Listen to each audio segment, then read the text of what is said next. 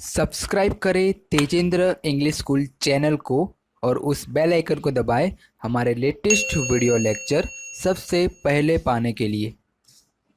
Hello everyone and welcome back once again. This is your science teacher here, and this time I am here with the third chapter of grade 7 science NCERT textbook, that is fiber to fabric. And students, this one is the second part of your chapter number 3, and we already discussed the first part of this chapter.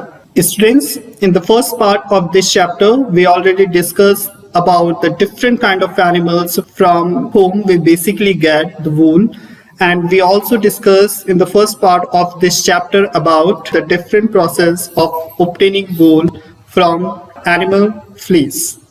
Now students, in the second part of this chapter we will learn and discuss about the silk production. So let's continue to the chapter. Now students, as you can see here the heading, the production of silk. Students, silk is basically obtained from an insect that is called silkworm. As you can see here in this figure, this is the insect silkworm from where we basically get the silk. And students, sericulture is the process of breeding and raising of silkworm in order to obtain silk from them, and it is basically starts by raising silkworm and then processing the fibers they produce. Students, the silk fibers that's basically obtained from silkworms are combined into silk thread, and the thread can then be twisted into silk yarn or woven into silk cloth. Now students, let's understand that how silk fiber is obtained from this silkworm. So for this, let's discuss the life cycle of silk moth. Now students, as you can see here, this is the adult female silk moth. Students, when the eggs of this adult silk moth hatches, then they produce larvae called caterpillar or silkworms. As you can see here, this adult silk moth lays 100 of eggs at a time, and when these eggs hatches, they produce larvae called caterpillar or silkworm.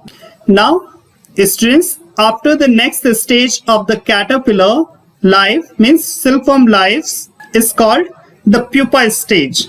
And students, at this stage the caterpillar weaves a net that can hold it, and then the caterpillar swings its head in the shape of an 8 in order to form a net around itself.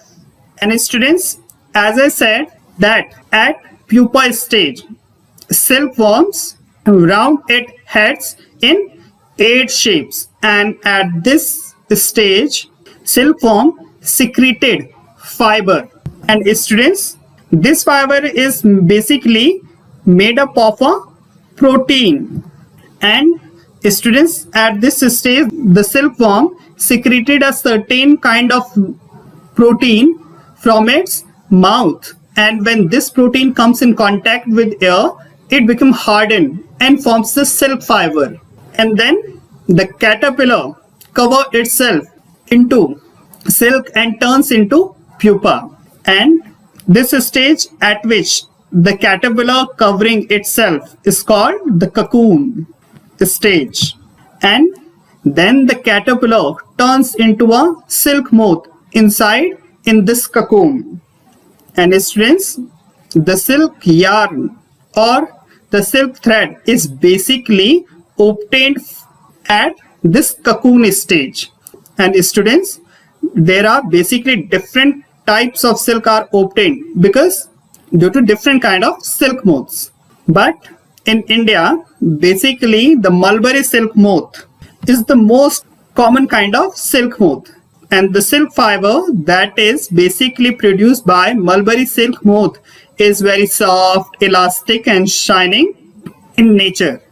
Now students, let's discuss that how the silk that is basically obtained from the silkworm is processed. So students, in rearing of silkworms, the first step is rearing. Students, In rearing, the silk farmers basically buy 100 of eggs of the silk moth and raise them. And these eggs are generally large in number because a single silk moth can lay 100 of eggs at a single time. Then students, it's necessary for the silk farmers to give these eggs a suitable, appropriate environments, means temperature, humidity and hygienic condition in order to hatch larvas. Then students, after hatching, the larvas are then kept in a bamboo tray, and this process is basically conducted when the fresh leaves appear on the mulberry trees, as the mulberry leaves is the only food source for mass rearing of silkworms. Then these caterpillar feeds for around 25 to 30 days, and then after 25 to 30 days these caterpillar moves into a chamber in the tray to build a cocoon. And then after this, once the cocoon when spun then gets attached to the rocks present in the Bangalore train.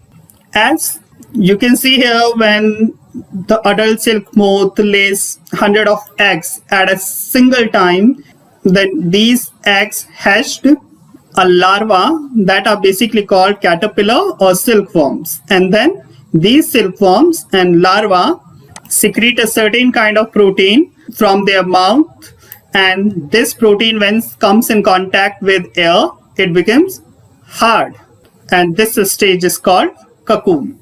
Now students, as you can see here the heading, processing of silk, means at cocoon stage how silk fiber is basically obtained from cocoons. So students, for this, first of all, the cocoons are kept under the sun or boiled so that the silk fibers can separate out from them. Then after this, the reeling of silk takes place, and students, it is a process in which the cocoon threads are processed to be used as silk. As you can see here, the silk fibers is reeled on, and then these silk fiber thus obtained are drawn and rolled into threads, and then these silk threads are used to make silk fabrics. Now students, that's all about your chapter number 3.